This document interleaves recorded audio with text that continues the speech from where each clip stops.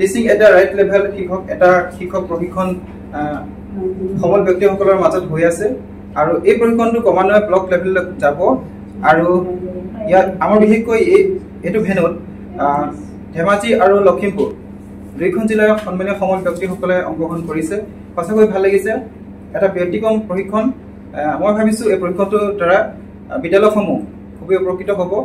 প্ৰশিক্ষণটো কেনেকুৱা ধৰণৰ বা ইয়াৰ উদ্দেশ্য কি ইয়াৰ ফলত আমি কেনেকৈ লাভান্বিত হ'ম কিছু কথা মই আপোনালোকক ক'ব বিচাৰিছোঁ গতিকে আমাৰ লগত আছে ৰাজ্যিক পৰ্যায়ত প্ৰশিক্ষণ গ্ৰহণ কৰি অহা যি আমাক প্ৰশিক্ষণ দি আছে সন্মানীয় কেআৰবি মহোদয় গতিকে ছাৰৰ পৰা মই কিছু কথা প্ৰশিক্ষণৰ বিষয়ে জানিব বিচাৰিছোঁ ধন্যবাদ এই প্ৰশিক্ষণটো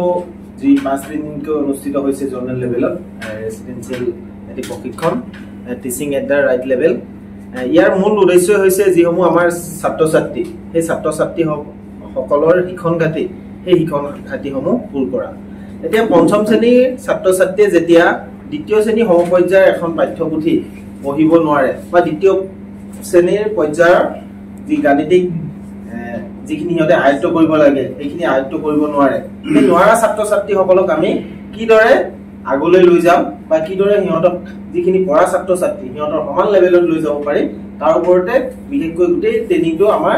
নিৰ্ভৰ কৰিছে তৃতীয় চতুৰ্থ আৰু পঞ্চম শ্ৰেণীৰ ছাত্ৰ ছাত্ৰীসকলক লক্ষ্য কৰি কোভিড কালত যিহেতু আমাৰ দুটামান বেটছ কি হৈছে পৰীক্ষা নিদিয়াকে বা সিহঁতে অধ্যয়ন নকৰাকে বা অনলাইনৰ মাধ্যমেৰে সিহঁতে শিক্ষা গ্ৰহণ কৰাৰ পিছত কি হৈছে সিহঁতে প্ৰমোচন পাইছে বা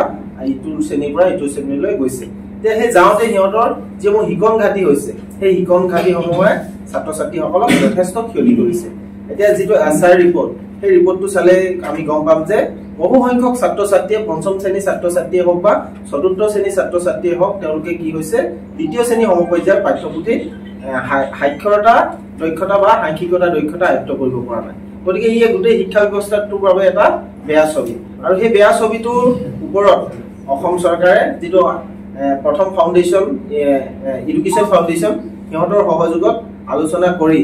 গোটেই প্ৰশিক্ষণটো আয়োজন কৰিছে আৰু এটা ফলপ্ৰসূ প্ৰশিক্ষণ বুলি মই আশা কৰিছোঁ কাৰণ আমি যদি সেই ছাত্ৰ ছাত্ৰীসকলক চিনাক্ত কৰি সিহঁতক আমি আগুৱাই নিব পাৰোঁ সিহঁতৰ ক'ত আমাৰ ঘাটিটো আছে ক'ত সিহঁতৰ পাজুল লাগি আছে সেই বিষয়টো যদি আমি জানিব পাৰোঁ তেতিয়াহ'লে আমাৰ সিহঁতক ট্ৰিটমেণ্ট কৰা বা সিহঁতক আগুৱাই নিয়াত আমাৰ কি হ'ব নিশ্চয় সফল হ'ব ট্ৰেইনিঙৰ উদ্দেশ্য ইমান ছাৰলৈ ধন্যবাদ জনাইছোঁ মানে শ্ল' লাৰ্ণাৰক মানে বিশেষকৈ আমি বুজা যায় কিছুমান মানে আমি আগত যিখিনি এফএলএন বা আগত যিখিনি ট্ৰেইনিং আছিলে সামূহিকভাৱে অল ৰাউণ্ড আমি লৈছিলোঁ এতিয়া ইয়াত আমি দেখিছোঁ মানে বিশেষ যিখিনি স্তৰৰ মানে ৰাইট লেভেল কিছুমান মানে শ্ল' লাৰ্ণাৰ ষ্টুডেণ্টবিলাকক লৈ পিনি যিখিনি মানে আমাক পদ্ধতি শিকাইছে মই ভাবিছোঁ মানে ছাকচেছফুল হ'ব মানে সন্মানীয় ব্যক্তি ডক্টৰ বলিন হাজৰিকা ছাৰ মই তেখেতৰ পৰাও কিছু কথা মই জানিব বিচাৰিছোঁ ধন্যবাদ মুছুন ছাৰ নতুন শিক্ষানীতিয়ে যিটো কৰিছে যে ইকুৱেলিটি এণ্ড ইকুইটি ইকুৱেলিটিটো সকলোৱে পাইছে যে শিক্ষা সকলোৱে ল'বগৈ পাৰিছে কিন্তু প্ৰকৃততে ইকুইটিটো এইবাৰ হ'ব কাৰণ যেতিয়া সমানে সকলোৱে শিকিব পাৰিব আমি এটা গেপিং ৰৈ যায় প্ৰতিবাৰতে আগবঢ়া শিক্ষাখিনি শিকি যায় এই গেপিং থকাখিনি ৰৈ যায় যেতিয়া সকলোৱে পাব সমানে শিক্ষা তেতিয়াহে আমি ইকুইটিলৈ যাব এই ক্ষেত্ৰত আমাৰ মিছনৰ প্ৰথম ফাউণ্ডেশ্যনক আমি ধন্যবাদ জ্ঞাপন কৰিছোঁ আৰু প্ৰতিবাৰ ট্ৰেইনিঙৰ লক্ষ্য কৰিছোঁ এইবাৰ আমাৰ ট্ৰেইনিং আৰু ভাল ইয়াত একদম 99% বেছি এক্সপাৰ্ট দেখিছোঁ আৰু সকলোকে ধন্যবাদ বৈজনী ক'লোঁ ধন্যবাদ ছাৰ অনুভৱ কৰিছোঁ যে আমি বিদ্যালয়ত শিক্ষকসকলে হয়তো নিজৰ নিজৰ মতে আমি ছাত্ৰ ছাত্ৰীসকলক বহু পৰিমাণে শিকাই থকা বা বুজাই থকা হয় হয়তো এই কৌশলখিনি অকণমান আগা পিছা বা ভুল বুদ্ধও থাকিব পাৰে কিন্তু এই প্ৰশিক্ষণৰ দ্বাৰা আমি গম পাইছোঁ যে ছাত্ৰ ছাত্ৰীসকলক কি ধৰণে পঢ়ালে শুনালে বা তেওঁলোকক আমি এটা নিৰ্দিষ্ট নীতি নিয়মৰ মাজেৰে আগুৱাই নি তেওঁলোকক শ্ৰেণীত পঢ়িছে বা শিক্ষাৰ মানদণ্ডটো শ্ৰেণী অনুযায়ী তেওঁলোকক আমি আগবঢ়াব পাৰিম বুলি মই আশা কৰিছোঁ আৰু লগতে ধন্যবাদ জনাইছোঁ ধন্যবাদ ছাৰ প্ৰশিক্ষণবিলাক আচলতে খুব আমনিদায়ক চৰকাৰৰ ফালৰ পৰা মাজে মাজে এটা বহুত কেইবাটাও প্ৰশিক্ষণ হৈ থাকে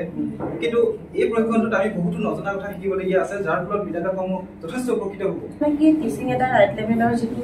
উদ্দেশ্য এইটোত আমি নথৈ আনন্দিত হৈছোঁ কিয়নো যিসকল ছাত্ৰ ছাত্ৰী আমাৰ বুনিয়াদী সাক্ষৰতা আৰু সাংঘিকতাত পিছ পৰি আছে তৃতীয় চতুৰ্থ আৰু পঞ্চম শ্ৰেণী তেওঁলোকৰ কাৰণে আমি এটা বিশেষ শ্ৰেণীকোঠা পাইছোঁ এঘণ্টীয়া প্ৰথমতে পঞ্চম শ্ৰেণী দিছিলে পিছত আমাৰ এঘণ্টীয়া দিছে যদিও আমি সদায় ভাবি থাকোঁ তেওঁলোকলৈ আমি এটা ক্লাছ কৰি মানে শ্ৰেণীকোঠাৰ ব্যৱস্থা কৰিম বুলি ভাবোঁ কিন্তু কাৰ্যক্ষেত্ৰত আমাৰ কোনোদিন সম্পূৰ্ণ হৈ নুঠে এতিয়া প্ৰশাসনৰ জৰিয়তে বা আমাৰ মানে মিডিয়া মাধ্যমৰ জৰিয়তে যেতিয়া শিক্ষা বিভাগৰ জৰিয়তে যেতিয়া আমাক এতিয়া এঘণ্টীয়া এটা বিশেষভাৱে শ্ৰেণীকোঠাৰ দিছে গতিকে আমি ভাবিছোঁ সেই শ্ৰেণীকোঠাটো যদি মানে সফলভাৱে আমি ৰূপায়ণ কৰোঁ আমাৰ যিখিনি প্ৰশিক্ষণত আমি সমল যিখিনি লৈ যাম তেতিয়া যথেষ্ট আমি উপকৃত হ'ম বুলি ভাবিছোঁ নিশ্চয় আমাৰ লগত আছে নিতুক শইকীয়া ছাৰ তেখেত বহু বছৰ ধৰি CNCC লগতে সময় ব্যক্তি হিচাপে জড়িত হৈ আছে বহুতো প্ৰশিক্ষণ তেখেতে গ্ৰহণ কৰিছে মই ছাৰৰ পৰা এই প্ৰশিক্ষণটো কেনেকুৱা ধৰণৰ হৈছে বা কিমান উপকৃত হ'ব মই ছাৰৰ পৰা জানিব বিচাৰিছোঁ নমস্কাৰ আমাৰ 5 days teaching at right level প্ৰশিক্ষণ আজি আমাৰ 26 তাৰিখৰ পৰা মেপল লিফ বেনত অনুষ্ঠিত হৈ আছে সেইটো আমাৰ যিসকল ছাত্ৰ ছাত্ৰী সাক্ষৰতা আৰু সাংঘিকতাৰ ক্ষেত্ৰত কিছু পৰিমাণে পিছ পৰি আছে বুলি আমি অনুমান কৰিছোঁ বা তথ্যগত হিচাপে পাইছোঁ সেই ছাত্ৰ ছাত্ৰীসকলক আগুৱাই নিবৰ কাৰণে বা এটা লেভেললৈ আনিবৰ কাৰণে এই প্ৰশিক্ষণটো এটা উপযুক্ত প্ৰশিক্ষণ আৰু উপযুক্ত বুলি মই এইকাৰণে ক'ব বিচাৰিছোঁ ইয়াত আমাক যিখিনি এক্টিভিটি কৰাইছে বা নতুন যিখিনি তথ্য যোগান ধৰিছে বা যিখিনি নতুন ক্ৰিয়াকলাপৰ যোগেৰে আমাক কৌশলী কৰি তুলিছে সেই কৌশলখিনি আমি যদি বিদ্যালয়লৈ নি পেলাই আমাৰ অতি মৰমৰ শিক্ষাৰ্থীসকলক যদি আমি সেইখিনি দিব পাৰোঁ আমি যথেষ্টখিনি উপকৃত হ'ম বা আমি উপকৃত হোৱাই নহয় আমাৰ অঞ্চলটোৰ লগতে আমাৰ ৰাজ্যখনৰ লগতে সমগ্ৰ দেশখনৰ কাৰণে এটা দুৰ্প্ৰসাৰী এটা পদক্ষেপ বুলি মই আশা ৰাখিছোঁ ধন্যবাদ প্ৰশিক্ষণটো অতি প্ৰয়োজনীয় বুলি আমি অনুভৱ কৰিছোঁ যিহেতু আমাৰ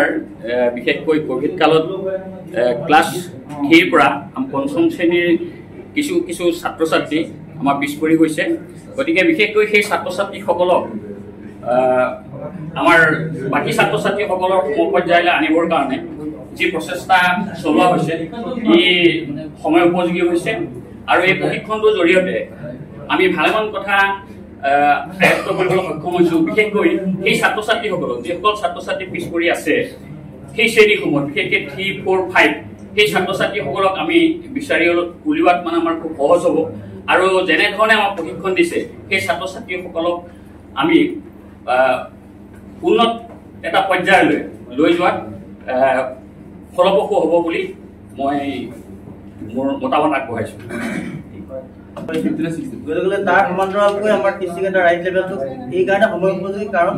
যিহেতুকে কভিডত যেতিয়া তেওঁলোকে শিকন ঘাটি হৈছিলে ছাত্ৰ ছাত্ৰীসকল সেইবিলাক ছাত্ৰ ছাত্ৰী বৰ্তমান ক্লাছ 3 পৰা 5 লৈকে পাইছে কিন্তু 3-5 ক্লাছ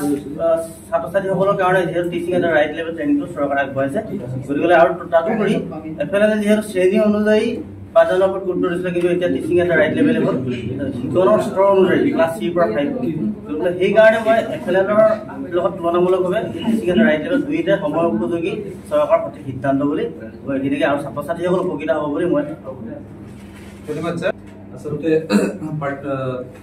প্ৰাথমিক বিদ্যালয়ৰ সাৰ্বজনীন সাক্ষৰতা আৰু সাংঘিকতাৰ জ্ঞানপ্ৰাপ্ত হোৱাটো আমাৰ সকলোৰে সৰ্বোচ্চ অধিকাৰ এইটো ৰাষ্ট্ৰীয় শিক্ষানীতি 2020 স্পষ্টভাৱে উল্লেখ কৰা আছে টিচিং এট ৰাইট লেভেল ট্ৰেইনিঙৰ যোগেদি আমি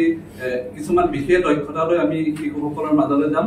যিসকল শিশুৱে দক্ষতাখিনি লাভ কৰিবলৈ সক্ষম হোৱা নাই এতিয়ালৈকে বিশেষভাৱে তৃতীয় চতুৰ্থ আৰু পঞ্চম শ্ৰেণীৰ যিসকল শিশু তেওঁলোকে এই ক্ষেত্ৰত সাক্ষৰতা আৰু সাংঘিকতাৰ ক্ষেত্ৰত বিশেষভাৱে যিসকল পিছ পৰি আছে তেওঁলোকৰ ক্ষেত্ৰত তেওঁলোকক শিক্ষা শুনা গোৱা পঢ়া এই ক্ষেত্ৰসমূহত আগবঢ়াই নিবলৈ আমি বিশেষভাৱে এই ট্ৰেইনিংটোৰ যোগেদি সফল হ'ম বুলি মই ভাবিছোঁ আমাৰ প্ৰশিক্ষণ আছিলে টিচিং এট ৰাইট লেভেল সেইটো প্ৰশিক্ষণটো আজি খুবেই ভাল লাগিছে যিহেতু আমাৰ 3, 4, 5 সেইখিনি ক্ষেত্ৰত আমাৰ এফিলেনে তাত সংযোগ নাছিলে আৰু এই টিচিং এট ৰাইট লেভেলে আমাক সেইখিনি সামৰি আৰু যিখিনি পাছ কৰা মানে পিছ পৰি থকা স্তৰ অনুযায়ী আমি যিখিনি ভাগ কৰিম সেইখিনি আমাৰ বলিন ছাৰে কোৱাৰ দৰে একেলগে সমানে আগুৱাই লৈ যাবলৈ সুবিধাজনক হ'ব আৰু সেই দিশটো আমাক এই টিচিং এট ৰাইট লেভেলে উলিয়াই দিছে তাকে